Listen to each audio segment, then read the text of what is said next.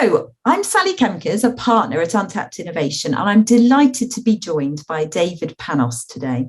He's a semiotic and cultural brand and ethnographic expert, and we're going to discuss how cultural trends are affecting innovation. So welcome, David. So today it's a big but important topic we're going to try and tackle post-pandemic, facing significant economic challenges, shifts in society. So can I start by asking you broadly how you feel this current state of affairs is affecting product and brand innovation? To me, the pandemic is just another instance of a kind of period that we're going through, a certain level of renegotiation of society at a very top level. And obviously, in many ways, it kind of accelerated various trends that were already impacting consumers. So obviously, the kind of massive rush to digitization and dematerialization, and also this kind of idea that may be emerging almost, like with the Brexit vote, kind of two different streams of values that are not really talking to each other anymore. So as a trends person, that's been very interesting. I remember I did a project back in 2015. It was just before everything kind of happened. And I remember it was a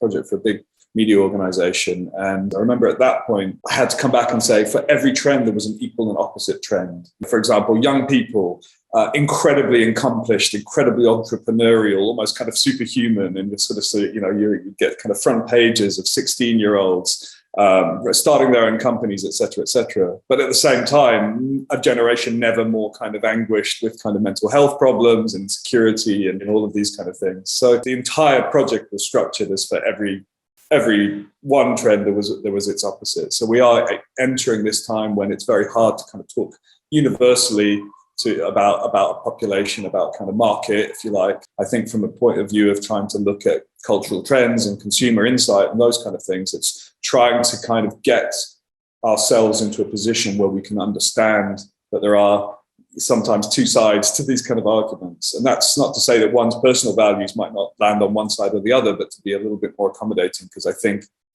the trend since 2015 has been very much to reveal, certain sections of the population who maybe didn't fare so well as others in the 30 years beforehand, a lot of bottled up resentment, certain people feeling left out, and a certain sort of section of society feeling increasingly that they maybe aren't being reflected in the media. And by sort of the ways that brands speak to people. And I think we're seeing some of that happening now with some of these big ructions around companies like Netflix and Disney. They're kind of really discovering that they're having to, roll back what might have been quite purposeful, partisan, kind of progressive positions and kind of be a bit more accommodating to a kind of more broad range of different value sets, if you like. Interesting. Yes, I was going to ask you the impact you think and how brands are responding to these two sort of different value sets. I mean, one thing that I know that we've talked about a lot over the last 10 years and happens a lot when you're in the position that I am, where ultimately we're doing a lot of kind of cultural speculative research, and we're often looking for what's the very newest thing that's happening. And that's often been really exciting kind of progressive challenger brands, disruptors. But one thing I know that we've noticed again and again is that many of these brands, they talk in almost identical ways. They almost look identical, and there's a huge level of conformity to what they're doing. But on the other hand, what they are bringing is a tremendous excitement about the possibility of R&D, about the idea of changing things up, about bringing new ideas, about reinventing categories. And I think you can find a lot of really positive energy there. But then often that's aligned with kind of very, very particular kind of cultural values, which tend to be very focused on, I guess, more, high earning consumers. They're often very premium products and certainly reflect the kind of values of kind of, I would say, younger kind of or very progressive urban consumers. And so what I'm finding is that when we're working for big companies, we're looking at those brands to kind of who are setting the running and kind of changing the tone of the kind of marketplace.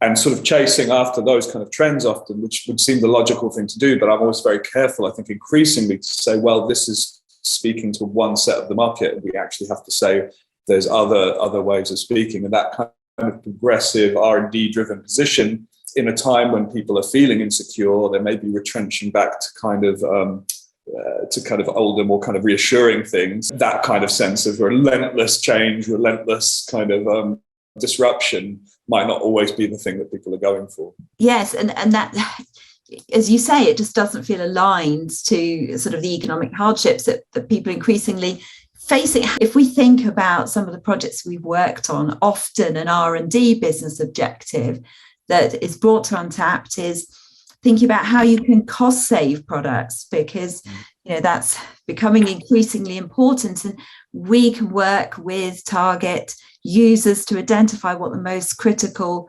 product jobs and attributes are, to sort of strip out the things that really don't need to be there. You almost build it from the bottom up. How do you see the role of product designers in responding to this sort of climate of getting back to affordable essentials? We have seen a massive shift from if millennial products were often characterized by a certain excess, by an experientiality, by a real focus on aesthetics and badging. We're finding increasingly that Gen Z are really about kind of no excess, no bullshit, just get everything right back to kind of the essentials of what's important. So, for example, in food, they care a lot less about kind of the staging of the kind of experience and the kind of classic era of kind of millennial, fast casual dining and these very kind of palatial, kind of almost over-designed kind of environments. And they really are just into what matters about this is it's healthy, it's fresh, it's well sourced. It caters to my allergies.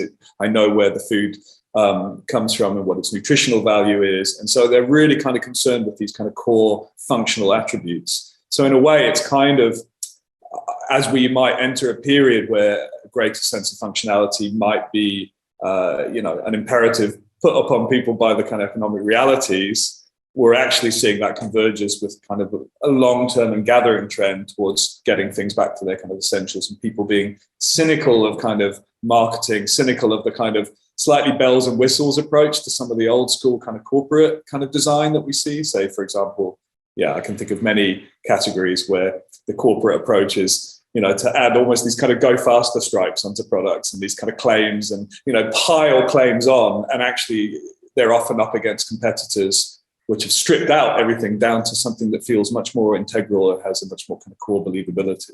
Yeah, much more meaning. We've worked on many of those projects. Yeah. Interesting. So I'm curious to ask you, if we think we're obviously talking quite a bit about product design and R&D, we're talking about brands and how they communicate as well. What differences have you seen, because semiotics is meaningful across both, as you've been briefed by more of a marketing client and more of an R&D client? What are the different questions you're being asked there? In a sense, brand and product become much more closely intertwined. And that's to do with what I was just saying. I think in an era where people are a bit cynical about marketing, the product becomes almost front and center. Think of the kind of iconic, hyper simplified kind of millennial, challenger brand. It's usually a blank background and the kind of product itself is the hero, is front of center. And a lot of that kind of apparatus of marketing around it is a lot less important.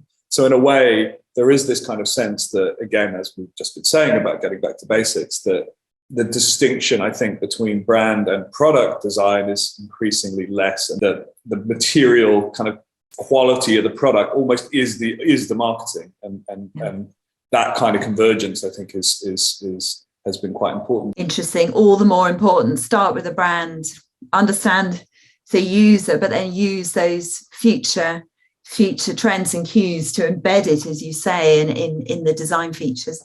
Yeah, and I think the process that you and working together that we've evolved is really interesting, because it does involve a great deal of attention to the kind of real life context of the consumer, which is something I've always been a huge believer in. And then we're bringing in these kind of much more, both a combination of kind of future facing trends, but as I said, I always like to kind of bring a realization that's not all there is, that in a sense we're hamstrung if we only, we have this kind of problem at the moment that people, I think, perceive, which is that the media is often a little bit talking to itself. People talk about echo chambers in the kind of online world and the media world. And in a sense, being in marketing and advertising and design, you can become full foul of that. We all come from very particular, often, so many people come from or at least adopted a certain kind of class position, if you like, in terms of the education and the kind of expectations from life.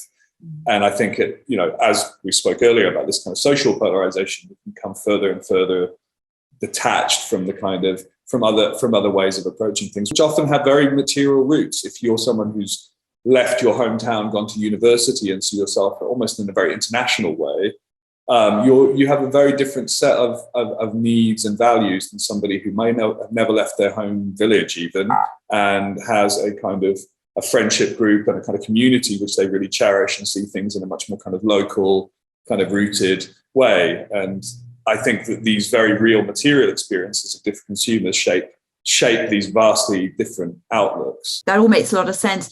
We've covered a lot of ground here. We've talked about sort of healing the rifts, what we might see in future with responding to that sort of increasing societal divide. As you think, as a sort of some final thoughts as you look further ahead, anything else that's worth mentioning in terms of big product innovation themes we may see coming? Interesting. Well, I mean, we touched on convergence, and I think that's one that's really interesting, because I think the classic kind of business model for this, is like you draw a quadrant and then you try and place yourself in the quadrant and you kind of focus your product as being either this or that or the other, and you take your place in the market accordingly, and you kind of focus on one or two attributes which are going to be your specialist attributes. But it has been the case that we've been finding that the emergent kind of products just destroy that kind of sense of one or the other.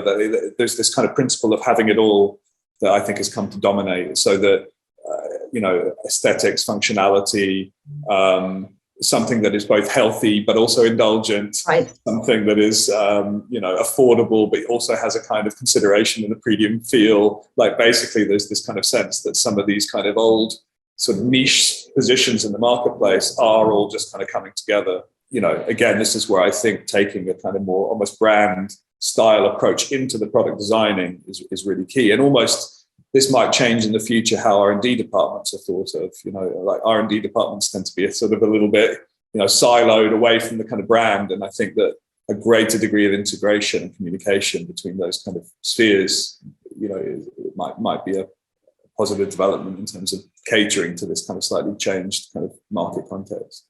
Yes, and you see many companies heading that way already. That's a great point. I hadn't thought about it in terms of an innovation organisation, but that's also a really interesting and relevant convergence for the future. Wow, we've covered a huge range of topics there. It feels like we could go on, but I think we'll time to wrap it up. So thank you so much for your time today. It's been fascinating discussing this topic with you.